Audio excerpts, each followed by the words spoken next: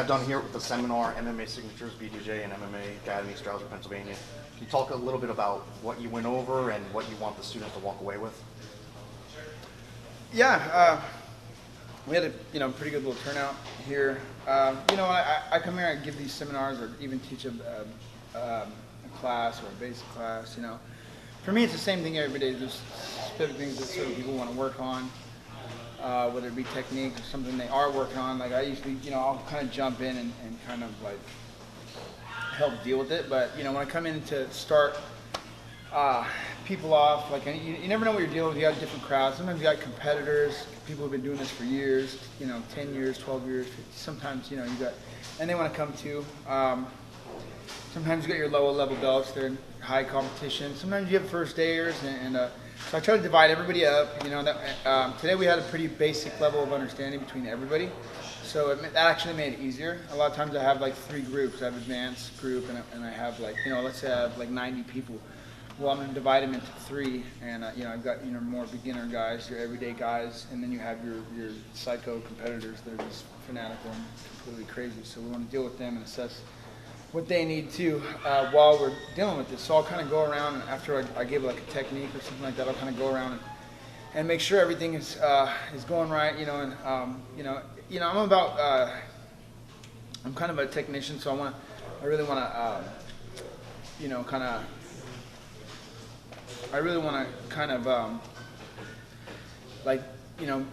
to be really like hardcore with like fundamentals like that people are going to take home, and like these concepts that are going to paint a real picture of understanding when it comes to like just a basic foundation when it comes to jiu-jitsu or whatever position we're dealing with. So I just kind of I start with like a basic foundation understanding with like takedowns and wrestling and defense. Just a few compromise one side, inside trip, outside trip, single leg, double leg, and how that comes to be, and how can one defend that or turn that around real quick. I paint a picture so when guys come in later they can go ahead and take these things and train that, and that can be their base foundation of everyday training. Because really everything that I showed here today it's pretty much everything there is.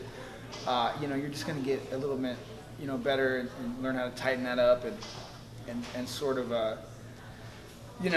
have that be your everyday warm-ups and cool-downs. And in between, if you're going to have like hard competition training, you're training for competition, then you're going to have your guys come in, you're going to have competitive training. But you get into that habit of just coming in and going hard like that and going guys, and you don't really become conscious of the things that you're actually doing. So a lot of the stuff that I brought here today was like, I've always had a really good basic fundamentals, and I've really good instructors and sambo coaches and jiu-jitsu coaches. But a lot of times I would get into this habit of going really hard with I have fights coming up, Jake Shields, and a lot of these guys are wrestlers too, so they don't want to talk about the techniques that they used to do in high school. They're over there, they're experts now. But in jiu-jitsu, it's like you're never an expert. You have to keep, so I want to take guys through like just a basic level of technique and understandings and stuff that can paint a picture so one can come to some concepts and something to come in and train with every day. So we focus on like a really important side control and a really important escape, and learn how to take the back and learn how to not overcommit stuff. And just that way everybody can really get some actual take home. Whether they're gonna do this next year or whether they're gonna do this 10 years later, I want them to remember, hey, well, this is where I learned this. I'm like, by the end of the day, I'm like, hey, pat yourself on the back, because if you didn't know jiu-jitsu when you came here, you do now. Just make sure that we don't, I make sure that everybody goes over this, they kind of do it right, and but there's no reason why you can't do this.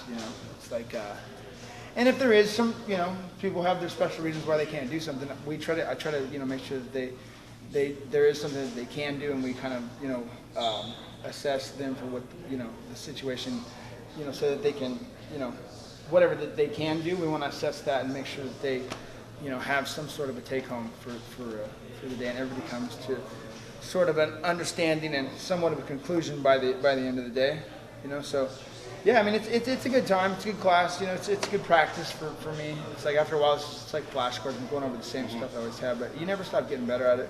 At the end of the day, you just tighten everything up, to where it's like, not even water's getting through. It's just solid. So we come in here and, just I'm not here to show people like all the tricks and the newest thing that everybody's doing in sport, jiu-jitsu. You know, I'm more into self-defense as far as martial arts goes. I feel like any martial arts or jiu-jitsu or the first things first is self-defense. You got to learn how to survive the fight if you want to win the fight. But I think today, we had a pretty basic, really basic level of understanding here today. But I think we turned that into, some really basic concepts and fundamentals to kind of provide like some perspective and to really paint a picture as to like what you're going to do when you come into the gym every day and what you're going to, drill with your training partners and your, whether your fitness, all fitness aside, like then that's another aspect. But this wasn't like a workout class today. Jiu-jitsu is, you've got guys. Usually we come in and I give a class, and the class is over. Then I'm like, hey, whoever wants to hang around and train. We just did a class. So there's plenty to work on. We'll spend an hour on that, and then whoever wants to hang out and train, like your training is like, and your fitness and all that is after class. We don't just come in and it's not a fitness class, like just even my everyday class. But as far as a 3-hour seminar, I got 3 hours to work with a very basic level of understanding. So I want to kind of brush the surface of all these concepts when it comes to like stand up on the ground, being in the worst case scenario, and overcommitting, like, having something to work with and, going too far with it or not, just pretty much just painting a picture for everybody to kind of have something to work with when they come back into the gym and train jiu-jitsu every day. You were very passionate about it. It was a great seminar, but it's kind of a lot of drama leading up to you coming to the East Coast here. You're supposed to come out International Fight Week, and then the guy you're going to his place tonight, Rivoli. He made some videos. I don't know anything about that. I heard something like that.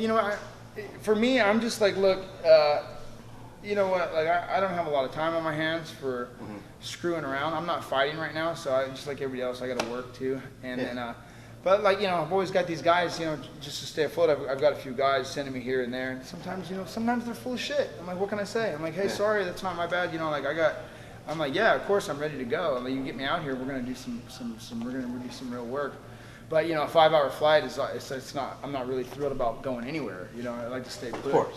But there's always. But realistically, yeah, there was a lot of complications. But I am here today, and I'm here for the fans and for the people that want to say or think whatever. Of course I'm here, and I'm gonna deal with them whether I'm happy with whatever deal I'm doing or not, which I'm actually really not. But that's not why I'm here, because it all got worked out. I'm here because I want to make sure that everybody is happy as far as like, who is coming and showing up to say hi or whatever need be.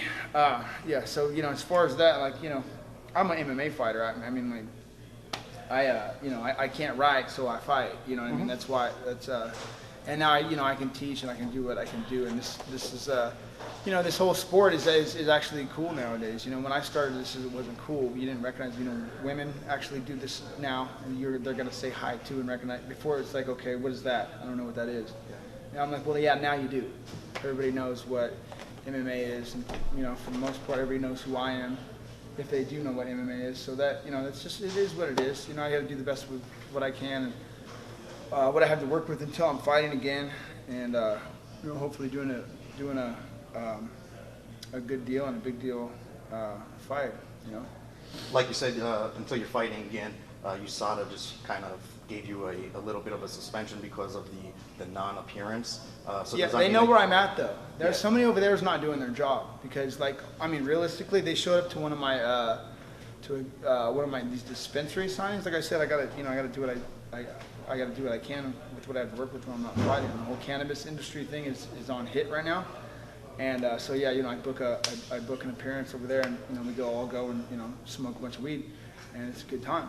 So, of course, the word's out, I'm going to be here. They show up. I'm not hard to find. I'm on Snapchat and Instagram every day. Even, sometimes I'm like, why am I on Snapchat and Instagram every day? Well, it's kind of cool, But, I'm always trying to be somewhere, like, where there's something going on, at least, If I'm not fighting, I haven't had a lot of time. I had 3 to 5 fights a year for 17 years, 37 fights later, I stayed in Stockton, California. There's not a lot of money out there. There's not a lot of opportunity out there, and that's, you know, I spent my time out there because you don't want to change what works, and I've always had a fight. So now, you know, I'm you know, doing what I can with the time that I have, and you know, after a while, like I said, the 37 fights, 3 to 5 fights a year for 17 years, you know, later you realize, okay, there's more to life. Let's figure out the ins and outs and stuff. And the thing is like everybody's gonna say people could talk, but you know what? The fact is, I'm a better fighter than I was yesterday. I'm a better fighter than I was last year. I'm a better fighter than when I was fighting 2 years ago. Like it's just, you know, I get smarter and evolve on a daily, and it's just like what I train for. I've been training for this my whole life. So it sounds like you have every intention to comply and get back into the fight game.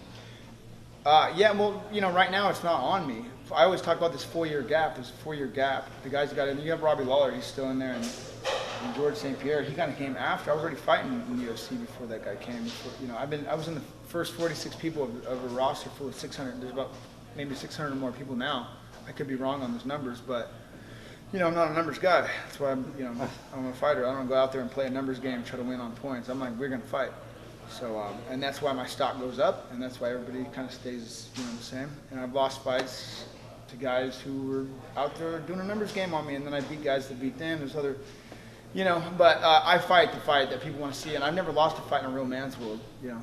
As far as, you know, they always talk about the boxing, you know, well, boxing's a man's sport, blah, blah, blah. I'm like, that's kind of what they mean by that, you know. I'm like, I actually, you know, fought the real fight out there, and so, you know, the fights I've lost, you know, if they weren't, you know, some sort of a bullshit thing, or, you know, and if I actually did have an issue, I came back and won twice, or I came back and I won, you know what I mean. The rest of the fights, I beat somebody that later on that beat this guy anyways. So, you know, the way I feel is I never really lost a fight in a real man's world. The MMA game is sometimes it can be a numbers game, and then that's when guys rack up numbers, and that's not really it's not really an exciting show for the fans. So. All right, last question. You're a jiu-jitsu guy, but you do have some of the best boxing in MMA. Your brother has fought Conor. Conor's going over to boxing to fight Floyd. How do you see that fight going down? Well, I mean, as far as MMA, like, you know, he's got, you know, there's like, I want to say there's maybe 5 guys that do jiu-jitsu that have like actual level of understanding when it comes to boxing. He obviously, you know, he does. I feel like, you know, if he could hit my brother, he could probably, you know, he definitely can put up somewhat of a fight with Floyd, if not actually, like, you know, bring him, you know, an actual challenge. I'm not one to go like, oh, you know, because I don't know what's going to happen. Like, you know, I could say one thing and I could be wrong, but, you know, also, like, which I'm not going to, but, you know, also, like, the ups and downs in life, you never know what's going on. Either one of these guys could have a bad, like, my brother was, the last time my brother was fighting, like, a broken ribs, torn rib tissue. Neither one of those fights worked out for him. He had 13 days the first time. The next time he's injured. I was there for it. So I'm like, okay, I'm out. You know, for one, they wouldn't let me in there to corner 2.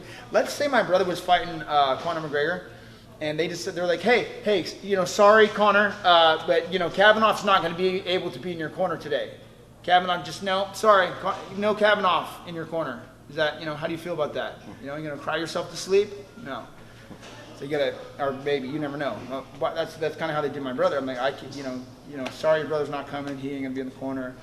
And I've had the same kind of issues with commission before, where they didn't like really pull that card. But in this situation, there's a lot of numbers and money involved, so people get involved and they do what they can. And that's when I got 5 guys in suits standing for me, like, nope, sorry, you're not coming in. We've got strict orders to not let you in. It's like, are you fucking kidding me? I'm like, I don't know how you go to sleep at night, but whatever.